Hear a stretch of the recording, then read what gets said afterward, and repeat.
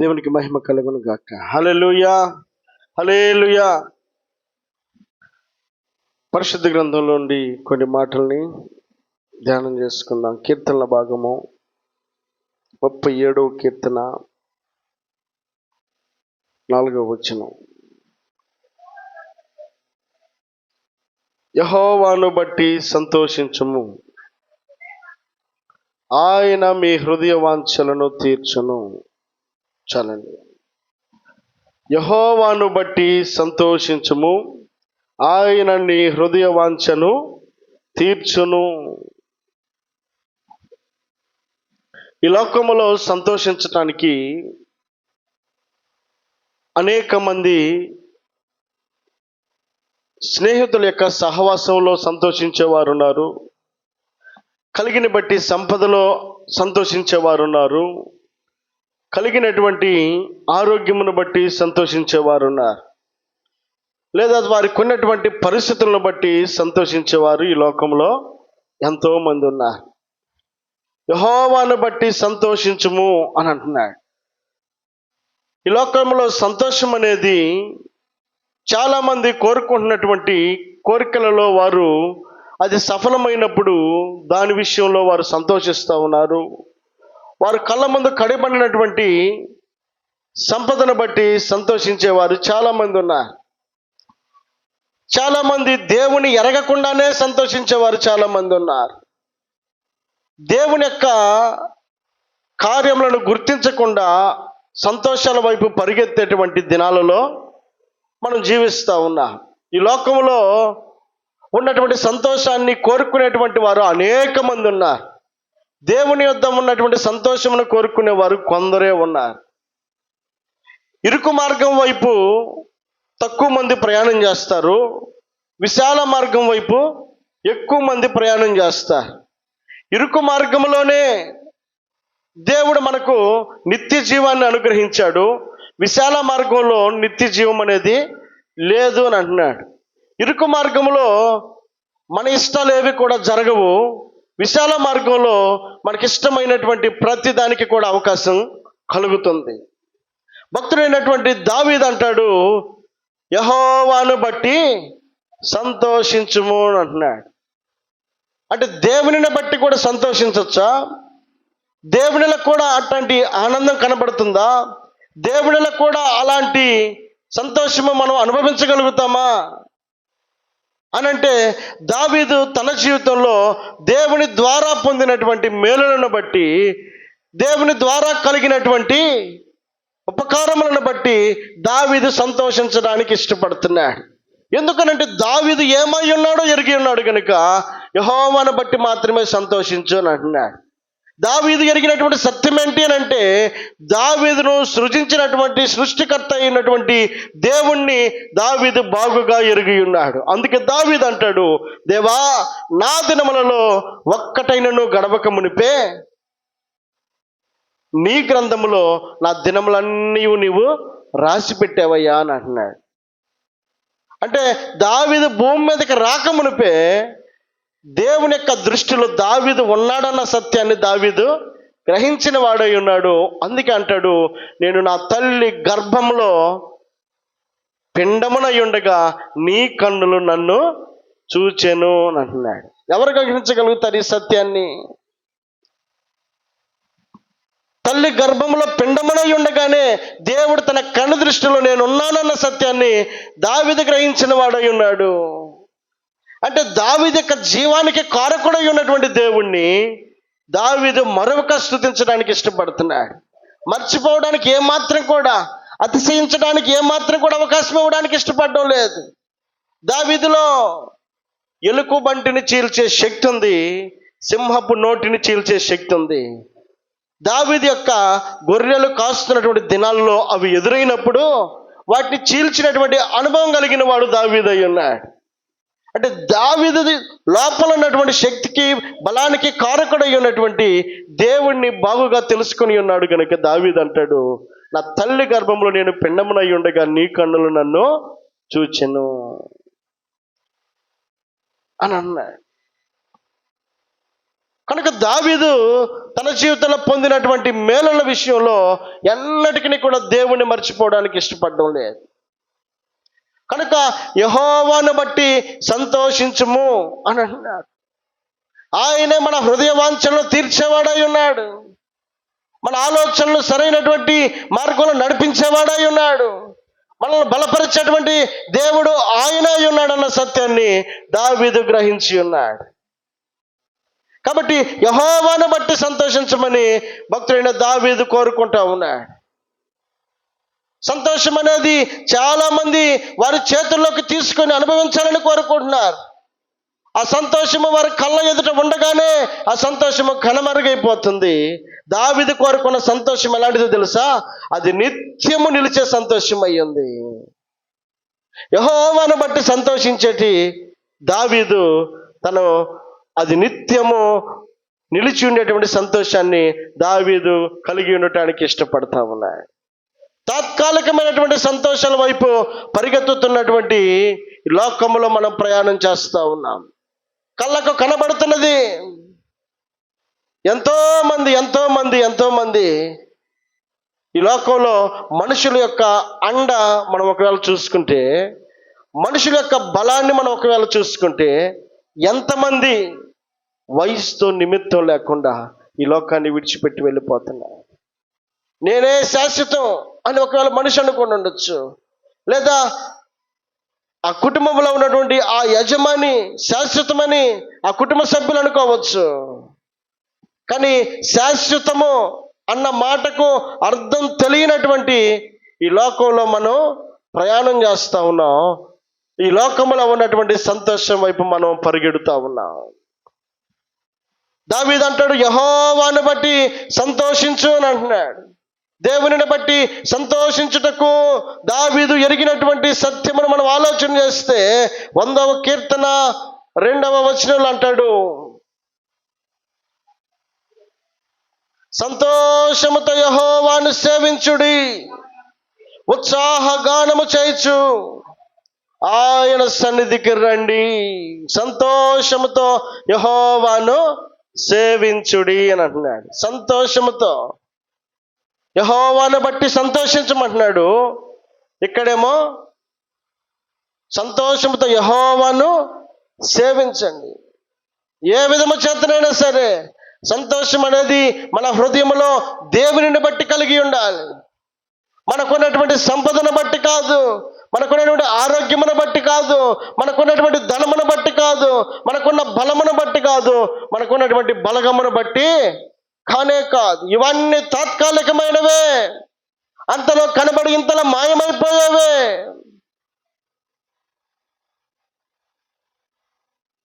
కాబట్టి సంతోషముతో యెహోవాను సేవించుడి, ఉత్సాహగానము చేయుచు ఆయన సన్నిధికి రండి. ఎందుకు ఆయన సన్నిధికి రావాలంటే మన సంతోషమునకు కారకుడై ఉన్నటువంటి దేవుణ్ణి మనం స్తుతించుట ఎంతైనా మనకు ఆశీర్వాదకరమైంది.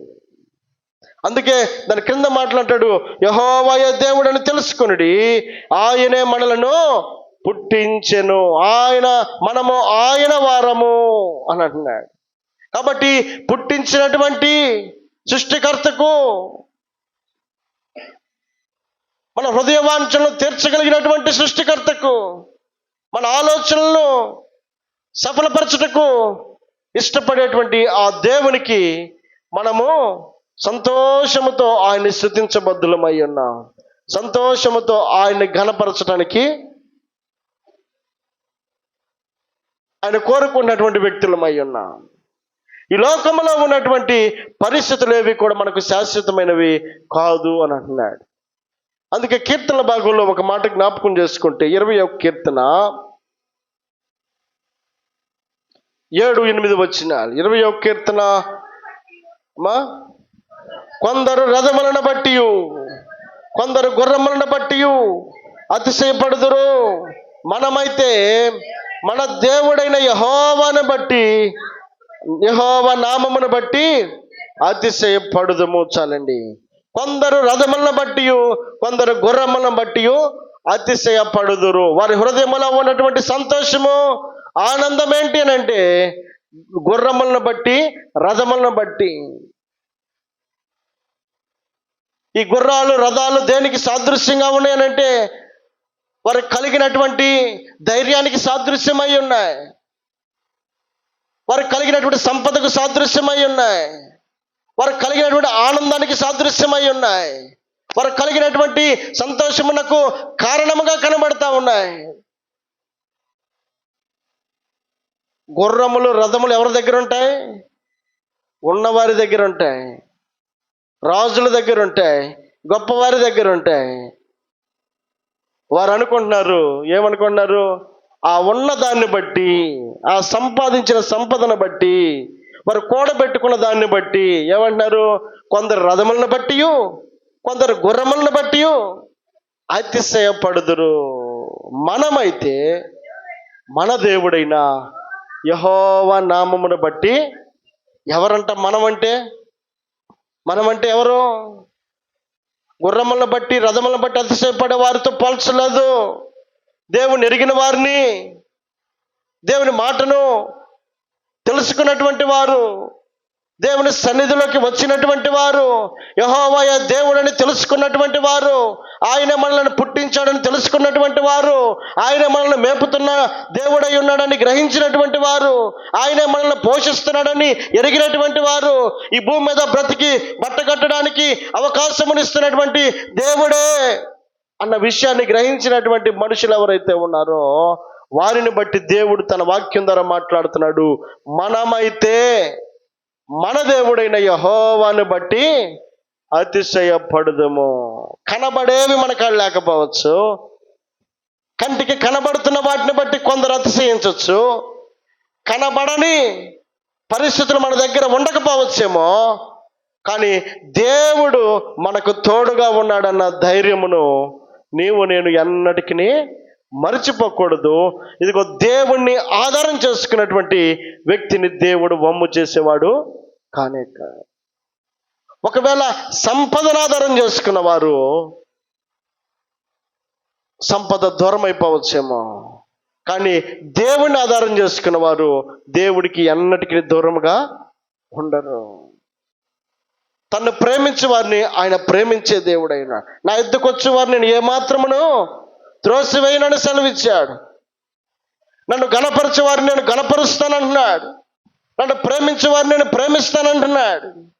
మనం ఏదైతే ఇస్తామో ఆ ఇచ్చిన దానిని ఆయన మరలా తిరిగి ఇవ్వడానికి ఇష్టపడుతున్నాడు, అత్యధికముగా ఇవ్వడానికి ఇష్టపడుతున్నాడు, మనం ఆశించిన దానికంటే మిక్కిలుగా ఇవ్వడానికి ఇష్టపడుతున్నాడు. కనుక కొందరు రథములను బట్టి, కొందరు గుర్రములను బట్టి అతిశయపడుదురు. మనమైతే మన దేవుడైన యెహోవాను బట్టి అతిశయపడుదుము. ఎందుకనంటే దేవుడు మనకున్నాడన్నటువంటి గ్రహింపును నీవు నేను కలిగి ఉండగలిగితే, అందుకే అదే భక్తుడు అంటాడు కదా, దేవా నీవు నాకుండగా ఈ లోకంలో అనేది నాకు అక్కరలేదు అని అంటాడు. నీవు నాకుండగా ఈ లోకంలో ఉన్నది ఏది కూడా నాకు అక్కర్లేదు, నీవుంటే చాలయ్యా అని అంటున్నాడు.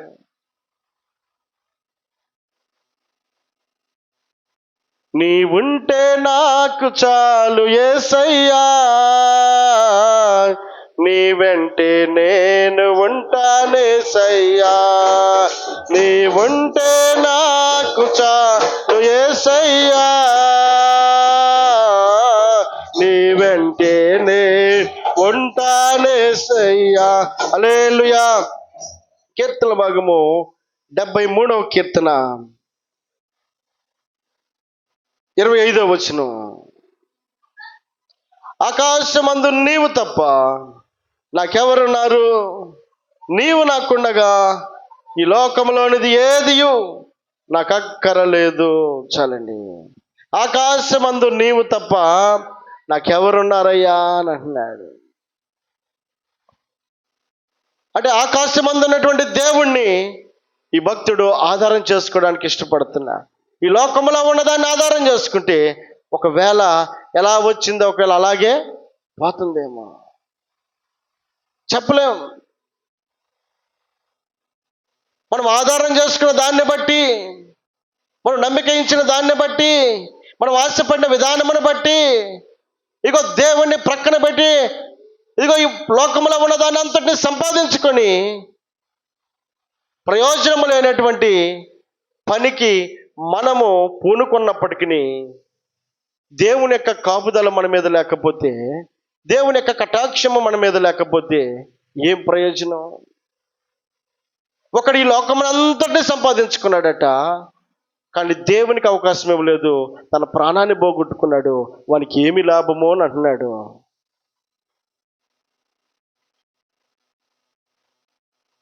కొందరు గుర్రములను బట్టి, కొందరు రథములను బట్టి అతిశయపడుతూ ఉన్నారు. ఇదిగో వారిని బట్టి వీరిని చూసి వారిని చూసి వారు అతిశయపడుతున్నారు కదా, వారి దగ్గర సంతోషం ఉంది, వారి దగ్గర ఆనందం ఉంది, వారి కుటుంబంలో సమాధానంగా ఉన్నారన్నట్లుగా వారు అనుకుని ఈ లోకములో ఉన్నదాన్ని బట్టి వారు సంతోషిస్తూ ఉండగా వారితో కూడా మనము కూడా ఏకీభవించి వారు ఆనందంగా ఉన్నారు కాబట్టి నేను కూడా ఆనందంగా ఉండాలని అదే కోవలో నడిస్తే, అదే మార్గంలో నడిస్తే 21 కీర్తనలో ఏమంటాడు? దాని క్రింద వచనంలో, మనమైతే మన దేవుడైన యెహోవా నామమును బట్టి అతిశయపడదుము. ఎవరు? రథములను బట్టి గుర్రములను బట్టి అతిశయపడిన వారు ఎవరైతే ఉన్నారో వారు కృంగి నేల మీద పడి ఉన్నారు. అదండి, వారేమో కృంగి నేల మీద పడి ఉన్నారు, మనమేమో లేచి చక్కగా. ఇది మనం గ్రహించాలి. సంపద మీద మనం దృష్టి పెడితే సంపద ఒకానొక దినం మనల్ని మోసం చేస్తుంది. దేవుని ప్రక్కన పెట్టిన సంపాదన మన దగ్గర ఏమాత్రం కూడా నిలవదు. దేవునికి అవకాశం ఇవ్వాలి. దేవుడు మనకిచ్చినటువంటి ఆయుష్ కాలంలో, మనకిచ్చినటువంటి ఈ శేషకాలములో మన దగ్గర ఉన్నదాన్ని బట్టి మనం సంతోషించడం తప్పు కాదు. కానీ దేవుడు లేకుండా మనం సంతోషించడం అనేది అది ఏమాత్రం కూడా మనకు ఆశీర్వాదం కాదు. అన్ని కావాలని కోరుకోవడం మంచిదే, కానీ అన్నిటికంటే ముందు దేవునికి కూడా మనం అవకాశం ఇవ్వాలి కదా. అన్నిటికీ కూడా కంటే కూడా ముందు దేవునికి స్థానం ఇవ్వాలి కదా. కొందరు గుర్రములను బట్టి రథములను బట్టి అతిశయపడేవారు దేవునికి అవకాశం ఇవ్వలేదు. వారైతే కృంగి నేల మీద పడి ఉన్నారు. ఇదిగో మనము మన దేవుడైన యెహోవా నామమును బట్టి అతిశయపడదుము, మనమైతే లేచి చక్కగా నిలవబడి ఉన్నాము. ఇది అంతిమ ఫలితం. ముగింపులో శ్రేష్టమైనటువంటి ఆశీర్వాదమును దేవుడు మనకు అనుగ్రహిస్తాడు. కనుక దేవుని యొక్క వాక్యము సెలవిస్తూ ఉంది. భక్తుడు అంటున్నాడు, ఆకాశమందు నీవు తప్ప నాకెవరున్నారయ్యా. కష్టం వచ్చింది, రాత్రి మనం ధ్యానించుకున్నాం. ఎవరి వైపు చూస్తున్నాడు? మనుషుల సహాయం కొరకు చూస్తున్నాడా, లేదా తన బలముతో ఎదిరించడానికి ప్రయత్నం చేస్తున్నాడా, తన శక్తితో బెదిరించడానికి ప్రయత్నం చేస్తున్నాడా? దావీదు అనబడేటువంటి వ్యక్తి చిన్న వయసులోనే గొల్యాతును ఒక్క రాయితో కొట్టి చంపిన వ్యక్తి. గొర్రెలు కాస్తూ ఉన్నప్పుడు మంద మీదకి వచ్చినటువంటి ఎలుకబంటును చీల్చిన వ్యక్తి, అలాగే సింహపు నోటిని చీల్చినటువంటి వ్యక్తి, ఇంత గొప్పతనం కలిగినటువంటి వ్యక్తి, ఇంత ఆధిక్యత కలిగిన వ్యక్తి ఒక్కసారైనా తన బలం మీద ఆధారపడి, తన శక్తి మీద ఆధారపడి ఏదో చేద్దామన్న ఆలోచన కలిగి చేయాల్సినటువంటి వ్యక్తిగా దావీదు ఏమాత్రం కూడా కనబడడం లేదు. రాత్రి మనం ధ్యానించినటువంటి కీర్తనలో దావీదు దేవుని మీద ఆధారపడుతున్నాడు. అయ్యా, ఎన్నాళ్ళ వరకయ్యా నేను ఎదురు చూడాలి అంటే దేవుని యొక్క సహాయం అందే వరకు దావీదు దేవుని మీదే ఆధారపడుతున్నాడు. సొంత ఆలోచనకు అవకాశం ఇస్తే దేవుని మీద అంత ప్రాధేయపడి అంతగా అవకాశం కొరకు ఎదురు చూడాల్సినటువంటి పని దావీదు కోరుకోవడం లేదు కదా. అన్ని రోజులైనా సరే ఎందుకు దేవుని కొరకు ఎదురు చూస్తున్నాడు అంటే దేవునికి ఇస్తున్న ప్రాధాన్యతను మనం చూసినట్లయితే దావీదు ఎంతో చూపిస్తున్నవాడుగా కనబడుతున్నాడు. ఇదిగో ఈ లోకంలో అనేది ఏది నాకు అక్కర్లేదయ్యా, కష్టం వచ్చిందా కొండల వైపు నాకు కన్నులు ఎత్తుచున్నాను, నాకు సహాయం ఎక్కడి నుండి వచ్చింది, యెహోవా వల్లనే నాకు సహాయము. దేవుడు ఇచ్చే వరకు దేవుని వైపే. మనం చేస్తున్న భక్తి జీవితంలో ఎదురు దెబ్బలు తగలొచ్చు, ఆటుపోట్లు జరగచ్చు, లేదా ప్రతికూల పరిస్థితులు రావచ్చు, ఫలితం లేనటువంటి నిరాశలకు మనం గురవ్వచ్చు. భక్తుడైనటువంటి యోబు మనం ప్రతిసారి ధ్యానించుకుంటాం. ఏమని? కష్టం వచ్చినప్పుడు, బాధ వచ్చినప్పుడు, కృంగిపోయినప్పుడు, పరిస్థితులన్నీ కూడా తేడా వచ్చినప్పుడు ఏమన్నాడు? యెహోవా ఇచ్చెను. అంటే అంత గొప్ప భక్తిపరుడా? అంటే లేట్ అయ్యే కొద్ది భక్తిపరుడు కూడా నిరాశ నిస్పృహ రాకుండా ఉంటుందా అని అంటే మనలాగే ఆలోచన చేసిన వాడు యోబు కూడా. 3వ అధ్యాయం 1వ వచనం చదువుదాం. ఆ తరువాత యోబు మాట్లాడ మొదలుపెట్టి తాను పుట్టిన దినమును ఏమంటున్నాడు? మొదటి అధ్యాయంలోనేమో యెహోవా ఇచ్చిన యెహోవా తీసుకుని పోయెను, యెహోవా నామమునకే స్తుతి కలుగునగాక. అబ్బో, పెద్ద పెద్ద మాటలు మాట్లాడాడు. 2వ అధ్యాయం కరకు వచ్చేసరికి శరీరం అంతా కూడా అనారోగ్యంతో నిండిపోయింది. మొదటి అధ్యాయంలోనేమో ఆస్తులు పోయినాయి, బిడ్డలు పోయారు, సంపద పోయింది, ఏం కళ్ళకు కనబడడం లేదు. 2వ అధ్యాయం కాడికి వచ్చేసరికి ఆరోగ్యం పోయింది, భార్య అంత తిడుతుంది. 3వ అధ్యాయం కాడికి వచ్చేసరికి బతికెందుకురా నాయన అనుకొని ఇప్పుడు ఏమంటున్నాడు? ఆ తరువాత యోబులు మాట్లాడ మొదలుపెట్టి తాను పుట్టిన దినమును శపించుకుంటున్నాడట. ఎందుకు పుట్టాను రా నాయన ఈ భూమి మీద నేను. తన కింద వచ్చిన ఏమంటాడు? యోబు ఇలాగ నేను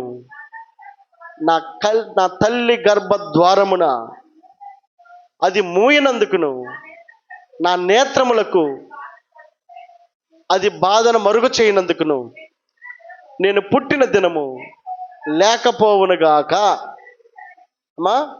మగపిల్ల పుట్టినని ఒకడు చెప్పిన రాత్రి లేకపోవునుగాక. ఆ దినము అంధకారమవునుగాక. పైనుండి దేవుడు దాన్ని ఎంచకుండునుగాక. వెలుగు దాని మీద ప్రకాశింపకుండునుగాక. చీకటియు గాఢాంధకారమును మరలా దానిని తమ యొద్దకు తీసుకునుగా. చూసారా? తాను పుట్టినటువంటి దినాన్ని గుర్తించుకొని, తాను అనుభవిస్తున్న బాధలన్నిటిని కూడా గుర్తు చేసుకుని, యోబు వంటి భక్తుడు ఎలాంటి మాటలు మాట్లాడుతున్నాడనంటే, ఒకవేళ భక్తి పరంగా యోబు కొనసాగుతూ ఉన్నప్పటికీ, ప్రారంభంలో ఎలాగైనా సరే నిలబడాలన్నట్లుగా ఉన్నప్పటికీ, రోజులు గడిచే కొద్ది భక్తి జీవితంలో వారు వీరు అనేటువంటి మాటలను బట్టి భార్య ఒక పక్కేమో ఇంకెందుకు ఈ బతుకు చనిపోనంటుంది, స్నేహితులేమో అప్పుడే వచ్చారు, వచ్చిన స్నేహితులేమో మాట్లాడకుండా మౌనంగా ఉన్నారు. యోబు యొక్క స్థితిని చూసి యోబును పోల్చలేని పరిస్థితులు యోబు ఉన్నాడు. ఆరోగ్యం క్షీణించిన వాడే గుర్తుపట్టడానికి కూడా వీల్లేని పరిస్థితులు యోబు కనబడుతున్నాడు. స్నేహితులేమో 7 రోజులు అవుతుంది వచ్చి ఒక్కడ కూడా ఒక మాట మాట్లాడడం లేదు. పక్కనే స్నేహితులు ఉన్నారు, భార్య ఏమో దూషిస్తూ ఉంది. ఏం చేయాలో అర్థం కావడం లేదు. ఇప్పుడు యోబు అంటున్నాడు, నేను పుట్టిన దినం అనేది అసలు లేకుండా ఉంటేనే బాగుండేది. నా తల్లి గర్భంలో నేను ఆ పిండముగా ఉండకుండా దేవుడు చేసినట్లయితే బాగుండేది. ఎవరో ఒక వ్యక్తి వచ్చి ఇదిగో నీకు ఒక కుమారుడు పుట్టాడు అని ఆ చెప్పిన రాత్రే లేకుండా ఉంటే బాగుండేది కదా. అంటే తన యొక్క ఇంటెన్షన్ ఏంటంటే, తన యొక్క బాధ ఏంటి అంటే, అసలు నేననే వాడిని ఈ భూమి మీద లేకుండా ఉంటే బాగుండేది. నిరాశలు కలుగుతాయి, అలాంటి పరిస్థితులు ఎదురవుతూ ఉంటాయి. అలాగనే అక్కడే కూర్చొని అదే ఆలోచన మీద యోబు నిలిచిన వాడు కాదు. కానీ తర్వాత మరలా తిరిగి ధైర్యం తెచ్చుకొని మరలా నిలబడి దేవుని యొక్క సహాయం కొరకు ఎదురు చూసిన వాడై ఉన్నాడు. యోబు వంటి భక్తుడే ఈ భూమి మీద లేకుండా ఉంటే బాగుండు అనుకున్నటువంటి వ్యక్తే ఇక మగపిల్లవాడు పుట్టాడన్న మాట నా తల్లి వినకుండా ఉంటే బాగుండేది అనుకుంటే, అలాంటి వ్యక్తి దేవుని యొక్క సహాయమును చాలా రోజుల తర్వాత పొందినవాడై గొప్ప సంతోషమును అనుభవించేటువంటి వ్యక్తిగా మార్చబడ్డాడు. దీనికి స్తోత్రం చెల్లిద్దాం. హల్లెలూయా. చాలా క్లిష్ట పరిస్థితులలో యోబు నిలవబడినప్పటికీ యోబుకు సహాయము చేసిన వాడు దేవుడే. ఎందుకంటే యోబు దేవుణ్ణి విడిచిపెట్టిన వాడు కాదు. ఒకవేళ ఏదో ఒక మాట ద్వారా అతను నిస్సహాయానికి గురైనప్పటికీ మరలా తిరిగి రీజనరేట్ అయ్యి మరలా తిరిగి శక్తిని పొందుకొని మరలా దేవుని యొక్క సహాయమును పొందుటకు అతడు అర్హుడుగా కనబడతా ఉన్నాడు. మన జీవితం కూడా నిస్సహాయత కనబడవచ్చు, నిరుత్సాహం కనబడవచ్చు, కన్నీటికి కారణమైన పరిస్థితులు కనబడచ్చు. కానీ కూర్చొని అక్కడే ఉండిపోవడం కాదు, చేస్తాడు సహాయము. కానీ దేవుని యొక్క సహాయం కొరకు దావీదు ఎదురు చూసినట్లుగా, దేవా నీ కృప కొరకు నేను నమ్మిక ఉంచి ఉన్నాను, నీ కృప యందు నేను నమ్మిక ఉంచి ఉన్నాను అన్న దావీదును దేవుడు ఎన్నటికి విడిచిపెట్టలేదు. అందుకే దావీదు అంటాడు, దేవా ఈ లోకంలో ఉన్నది ఏది నాకు అక్కర్లేదయ్యా, ఆకాశమందు నీవు తప్ప నాకెవరున్నారయ్యా, నీవే కదా. అప్పటికే దావీదు ఎంతమంది తోబుట్టువులను కలిగి ఉన్నాడు. అయినప్పటికీ దావీదు యొక్క ఆశ ఆలోచన అంతటిని కూడా మనం ఆలోచన చేస్తే దేవుని మీద ఆధారపడే స్వభావం, దేవుని మీద నమ్మిక ఇచ్చే స్వభావం కలిగిన వాడు దావీదును మనం ఇక్కడ చూడగలుగుతా ఉన్నాం. దేవునికి మహిమ కలుగునగాక. హల్లెలూయా. కొందరు గుర్రములను బట్టి, కొందరు రథములను బట్టి అతిశయపడుదురు, మనమైతే మన దేవుడైన యెహోవాను బట్టి అతిశయపడుదుము. ఎందుకు? ఆయన బట్టే మనం అతిశయపడాలి అని అంటే ఇర్మియా గ్రంథము 9వ అధ్యాయము 23-24 వచనాలు. ఇర్మియా గ్రంథము 9వ అధ్యాయము 23-24. యెహోవా ఇలాగు సెలవిచ్చుచున్నాడు, జ్ఞాని తన జ్ఞానమును బట్టి, సూర్యుడు తన శౌర్యమును బట్టి అతిశయింపకూడదు, ఐశ్వర్యవంతుడు తన ఐశ్వర్యమును బట్టి అతిశయింపకూడదు. అతిశయించువాడు దేనిని బట్టి అతిశయింపవలనగా, భూమి మీద కృప చూపుచు నీతి న్యాయములు జరిగించుచున్న యెహోవాను నేనే అని గ్రహించి నన్ను పరిశీలనగా తెలుసుకొనుట బట్టియే అతిశయింపవలెను. అట్టి వాటిలో నేను ఆనందించువాడునని యెహోవా సెలవిచ్చుచున్నాడు.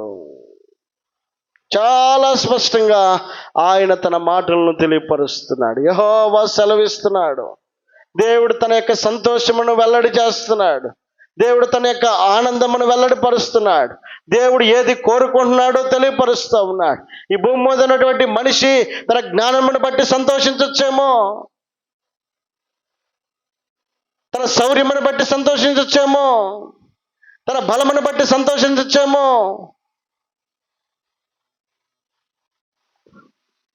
కానీ దేవుడు అతడు సంతోషిస్తున్న దాన్ని బట్టి దేవుడు ఆనందించేవాడు కాదు. కానీ ఈ భూమి మీద నుండి ప్రతి మనిషి యొక్క క్రియలను దేవుడు గమనించడానికి ఇష్టపడుతున్నాడు. అతిశయించేవాడు దేనిని బట్టి అతిశయింపవలనగా, భూమి మీద కృప చూపుచు నీతి న్యాయములు జరిగించుచున్న యెహోవాను నేనే అని గ్రహించి నన్ను పరిశీలనగా తెలుసుకున్న బట్టి అతిశయింపవలెను. అది మనం ఆనందించాల్సింది. దేవుని బట్టి యెహోవాయే దేవుడని తెలుసుకునుడి, యెహోవాను బట్టి సంతోషించండి, సంతోషంతో యెహోవా సన్నిధిలోకి రండి అని చెప్పని దేవుడు పిలుస్తూ ఉన్నాడు. మన సంతోషమునకు కారకుడు దేవుడని తెలుసుకోవాలి. ఈ దేవుడు ఎలాంటి వాడు తెలుసా? భూమి మీద కృప చూపే దేవుడట, నీతి న్యాయములు జరిగించే దేవుడట. ఇలాంటి గొప్ప దేవుణ్ణి, ఆయన కృప మనతో లేకపోతే ఈ దినాన ఈ క్షణాన మనం సజీవు లెక్కలో నిలిచి ఉండడానికి కారణం కానే కాదండి. ఏముందని మనలో? పోయిన వారి కంటే మనం అంత గొప్పవారమన్న దేవుడు మనకిచ్చింది అవకాశం కాదు కదా. గొప్ప గొప్ప వారే కనుమరుగైపోయారు. కానీ దేవుడిచ్చినటువంటి ఈ క్షేమ కాలంలో దేవుడిచ్చినటువంటి తన కృపను మనం జ్ఞాపకం చేసుకోవాలి. ఆయన చూపిస్తున్నటువంటి కృప మాత్రమే. ఆయన కృప లేకపోతే మనకు అవకాశమే లేదు. దేవుని యొక్క కృపను దూరం చేసుకుంటే ఏమాత్రం కూడా మనకు అవకాశమే లేదు. కనుక ఈ భూమి మీద తన కృపను చూపుచు నీతి న్యాయములు జరిగించుచున్న యెహోవాను నేనే అని తెలుసుకొనుడి. యెహోవాను బట్టి సంతోషించండి అని అంటున్నాడు. ఎందుకు దేవుని బట్టి సంతోషించాలి అంటే భూమి మీద కృప చూపుచు నీతి న్యాయములు జరిగిస్తా ఉన్నాడు. కాబట్టి మనము సంతోషించాల్సినటువంటి పరిస్థితి ఏమైనా ఉంది అంటే యెహోవాను బట్టి. దేవునికి మహిమ కలుగునుగాక. హల్లెలూయా. ఈ లోకములో ఉన్నటువంటి సంతోషము, ఆనందము అది దేవుని కోరుకునేదా కాదా? దేవుడు ఆ సంతోషాన్ని ఇష్టపడుతున్నాడా లేదా? సౌలు అనబడేటువంటి మహాభక్తుడు ఆశించాడు. దేవుడు చెప్పింది అమాలేకులందరినీ నాశనం చేయమన్నాడు. కానీ ఈ సౌలు అనబడేటువంటి వ్యక్తి చేసిన పని ఏంటంటే దేవుడు చెప్పిన మాటను ప్రక్కన పెట్టేసి ఏం చేశాడు?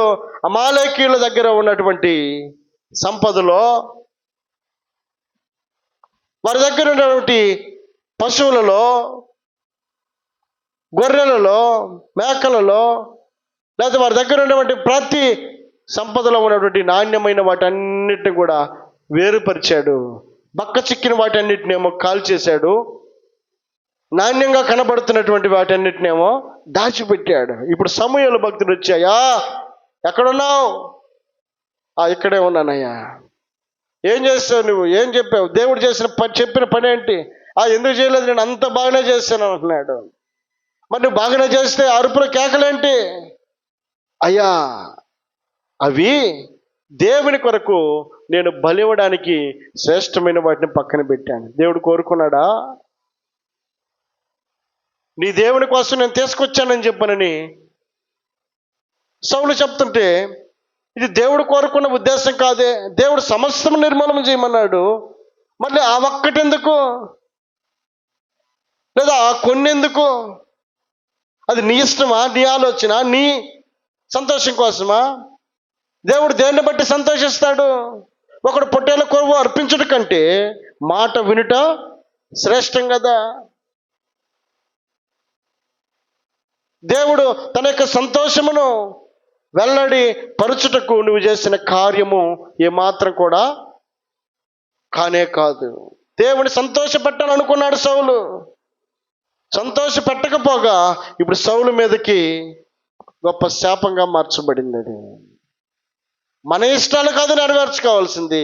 దేవుని చిత్తమేమైంది, దేవుని ఇష్టమేమైంది. చూసేదానికి మంచిగానే ఉంటుంది మన ఆలోచనలన్నీ కూడా. మనం నడుస్తున్న మార్గం సరైనదిగానే కనబడుతుంది. ఒక నడవలసినటువంటి త్రోవను మనం చూసినప్పుడు అది వాని దృష్టికి అది నీతి న్యాయంగానే కనబడుతుంది. ఇది దేవుని వాక్యంతో పోల్చుకుంటే, దేవుని మాటలతో పోల్చుకుంటే, దేవుని వాక్యానుసారంగా పోల్చుకుంటే మనం చేస్తున్న పని అది ఎవరికి ఇష్టమైన పని అయి ఉంది? నీవు సంతోషపడే పని అయి ఉందా? నువ్వు కోరుకునే పని అయిందా? నీకు నచ్చింది కాదు కదా దేవుడు కోరుకుంటుంది. దేవుని సంతోషపెట్టే పనిని దేవుడు చూడాలని కోరుకుంటున్నాడు.